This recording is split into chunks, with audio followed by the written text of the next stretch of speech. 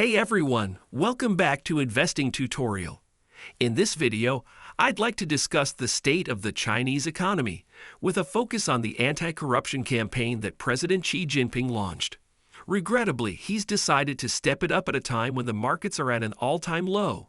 The real estate sector is collapsing, consumer confidence is declining, and the economy is really struggling to meet its 5% target for 2024. In China, anti-corruption campaigns are taken very seriously. China is taking the issue of investigating individuals and determining the source of misappropriated funds very seriously. In fact, a recent banker found guilty of misappropriating funds was sentenced to death and is not the first person to have received the death penalty. Some people have even been executed. This is sending shockwaves through the Chinese business community and has resulted in a significant reduction in business expenses for many companies. President Xi Jinping recently said that the regulators need to have more teeth and thorns in order to effectively weed out all of the people who are doing things that they shouldn't be doing. As a result, many companies are cutting back on expenses related to flights, hotels, lunches, and other expenses. Corporate spending makes up about 15% of all retail spending in China. As a result, fear is currently sweeping throughout China, and this fear factor is likely to cause further spending cuts at a time when China desperately needs to grow its economy. In today's video, we'll look at the Anti-Corruption Agency, also known as the Anti-Graft Agency, and see what sanctions they've been imposing over the past few years, as well as the number of people who have been identified and punished as a result of this process. After that, we'll discuss what's happening with corporate business expenses. We'll look at middle-class spending because Chinese consumers are changing their spending habits, which is negatively affecting the country's economy. We'll also look at producer prices and inflation because the country's economy is suffering greatly from the downward spiral in pricing. Finally, I'll wrap up today with my summary of what I believe will likely occur over the course of the next 6 to 12 months and the consequences for China's economy. But before we begin with all of that, let me just say thank you so much to everyone who has supported the channel. Your support truly enables me to continue the channel, so I really appreciate it. President Xi Jinping of China has made fighting corruption a top priority, both in his inaugural speech in 2012 and in China. In the first few years of his rule, 4 prominent tigers, as he named them, were arrested and charged with corruption. These were people who held senior positions in both the Chinese military and politics. He declared that he wanted to concentrate on eliminating all corruption from China and that he wanted to target flies and tigers. However, President Xi Jinping has broadened the scope of his anti-corruption campaign in recent years. He has now identified 5 sectors: finance, healthcare, infrastructure, energy, and the military, where the focus is on anti-corruption. Senior executives in each of these sectors are now extremely concerned about anything they have been doing for the past 10 years. President Xi Jinping recently said in an interview with state broadcaster China Central Television that he wanted to eliminate hidden risks in industries where resources are abundant, power is concentrated, and there will be no retreating from the fight against corruption. This indicates that President is referring to business, and that senior executives of these companies will undoubtedly be subject to anti-corruption investigations.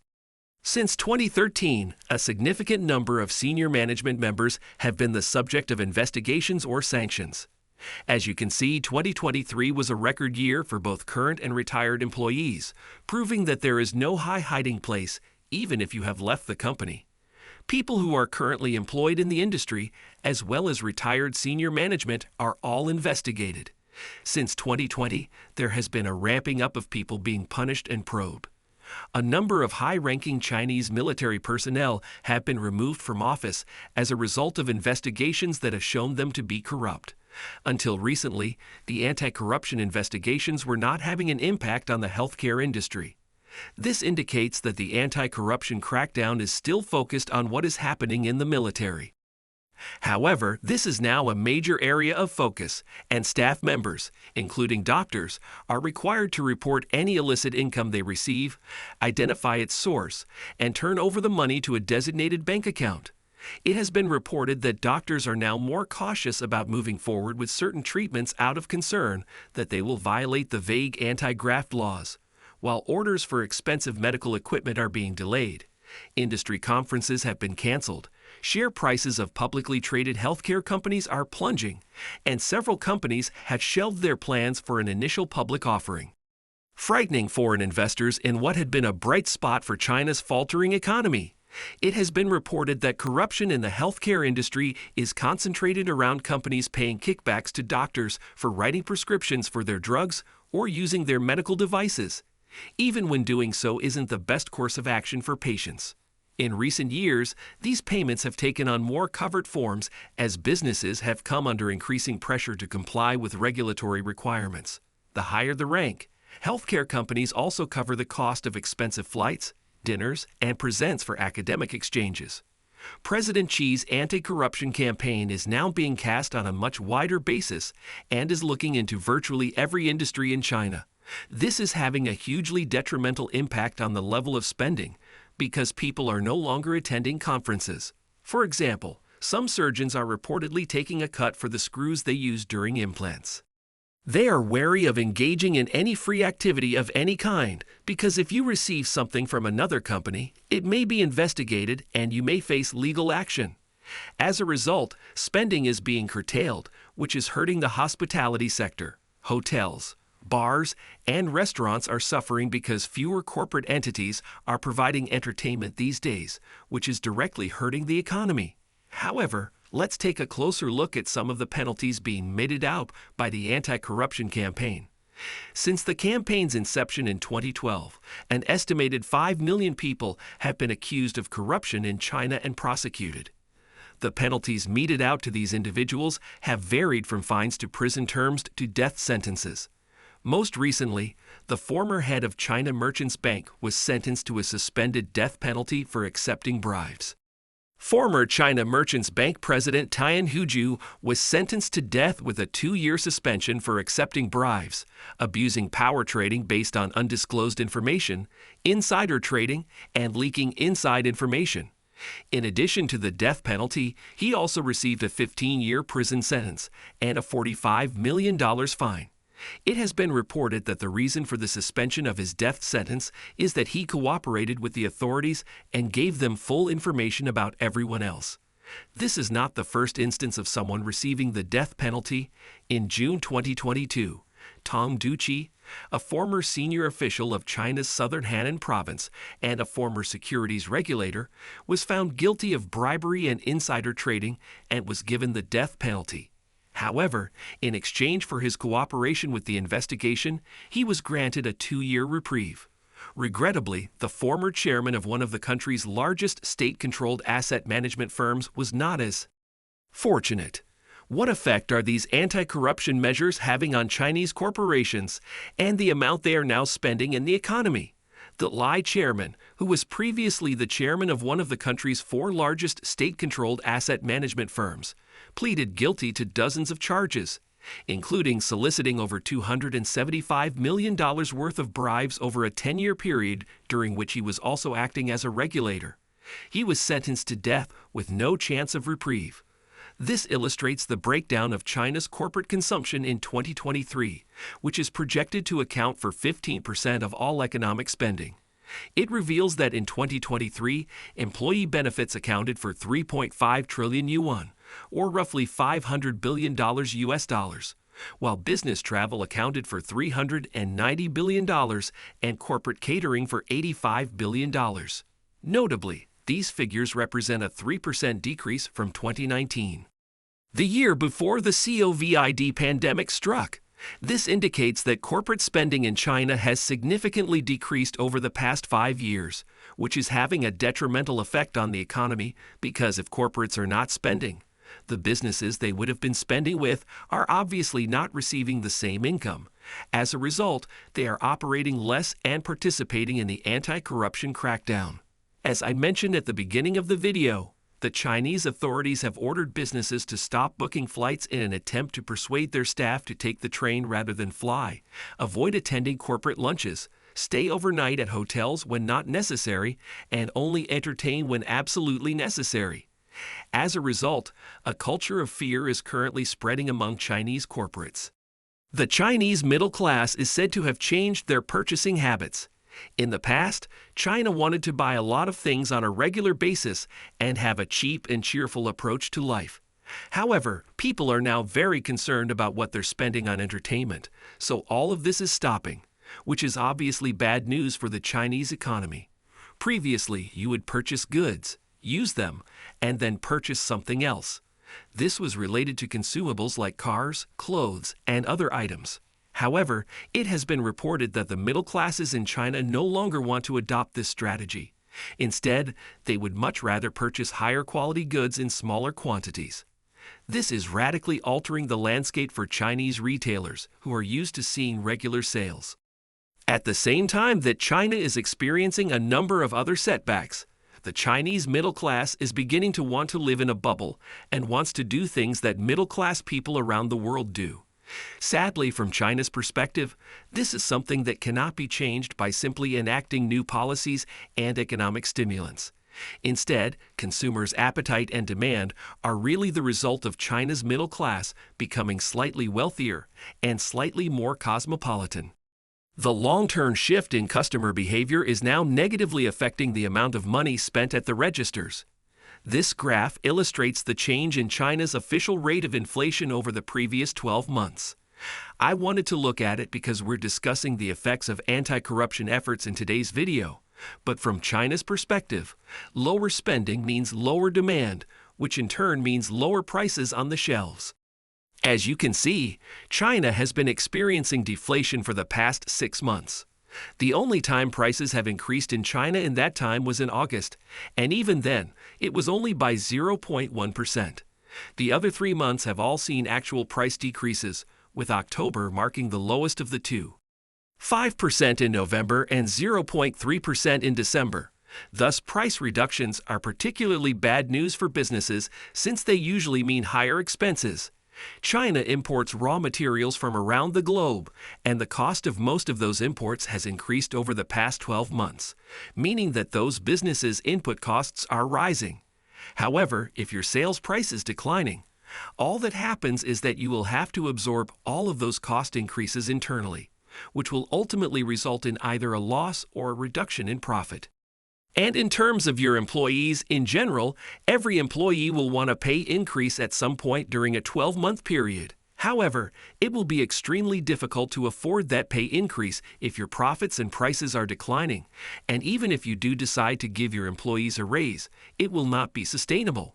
This illustrates the movement in producer prices, also known as factory gate prices, over the previous 12 months and raises your losses.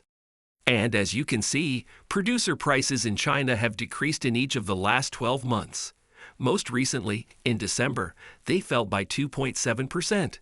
When we contrast this with the inflation rate, which fell by 0.3%, it indicates that prices are still under pressure to decline because, if factory gate prices are declining annually, it is highly likely that future retail prices will also decline due to the fact that shops can now purchase these goods for less money than they could at this time last year.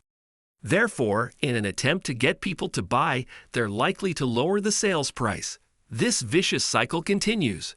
The reason I wanted to draw attention to this is that as Chinese businesses start cutting back on expenditures for things like hotels, entertainment, food, and employee benefits, they're going to have to make cuts elsewhere as well.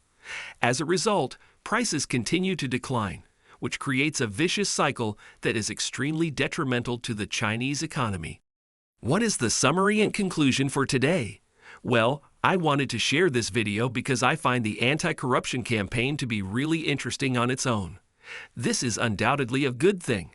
In the past, there was a lot of corruption in China, and President Xi Jinping wanted to try and eradicate it. He called these individuals tigers and flies because they were some of the really powerful people who were draining millions of dollars from the country's economy. He was successful in his mission. However, the unintended consequence, as demonstrated in today's video, is that when you begin to take action against corruption, there will inevitably be less money moving around in the economy.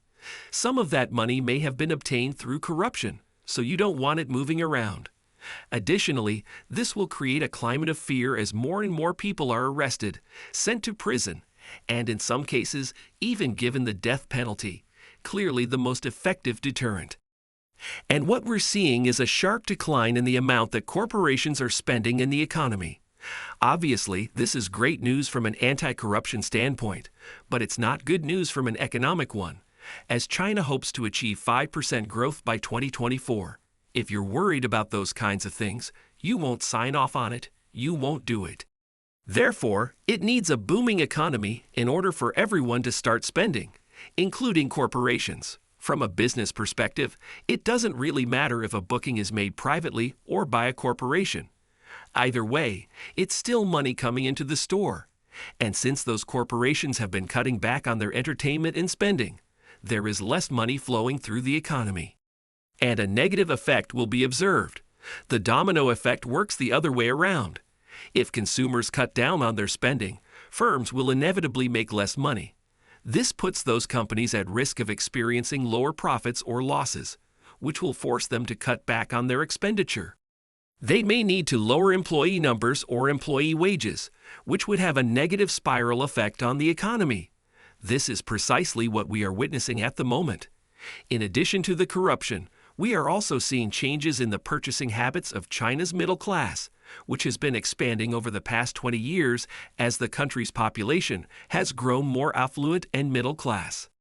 Previously, many members of the middle class had dreamed of owning property because it was considered a sure thing for a very long time in China. However, in recent years, Chinese consumers have witnessed a decline in prices for the first time ever, as well as issues like large property developers facing financial difficulties. They are no longer willing to buy cheap and cheerful items. Instead, they want to buy higher quality items less frequently. The middle classes have now decided that they would rather put their money in the bank rather than buy property, which is again having a negative impact on the Chinese economy, because if money is sitting in bank accounts, it's not being spent, and you can't get that multiplier effect. Not being able to complete on the build, and people in China have been left with mortgages without any property, and that is an absolute nightmare. A business will benefit if customers spend money at the registers, which will increase revenue, lead to hiring more staff, and increased spending on all purchases. However, if all of the money is sitting in bank accounts earning interest for the owners, this won't happen, which will again be a big issue from China's perspective. The main takeaway from today's video is that the anti-corruption campaign, which President Xi Jinping launched more than a decade ago, is having a negative ripple effect that is now beginning to harm Chinese businesses. People are reluctant to approve expenses because they are afraid of being caught in the act, and middle-class consumers are also starting to change the way they shop, preferring to save their money rather than spend it immediately. They are beginning to save money and cling onto it, which is a big disadvantage for China at a time when it needs to get firms and individuals spending as much as possible in order to really build its economy. To try to jumpstart the economy, and all of this raises serious doubts about China's ability to meet its 5% growth target for 2024. Hopefully, you have found today's video entertaining, educational, and thought-provoking. If so, please give me a thumbs up. Thank you for watching this video through to the very end. To try to boost the economy, and all of this raises serious concerns about China's ability to meet its 2024 growth target of 5%. Hopefully you have found today's video entertaining and helpful, instructive and stimulating. I appreciate you watching this video through to the end, and if you enjoyed what I said, please give me a thumbs up and subscribe to my channel. For now, that is all. Till then, goodbye, and see you in the next video.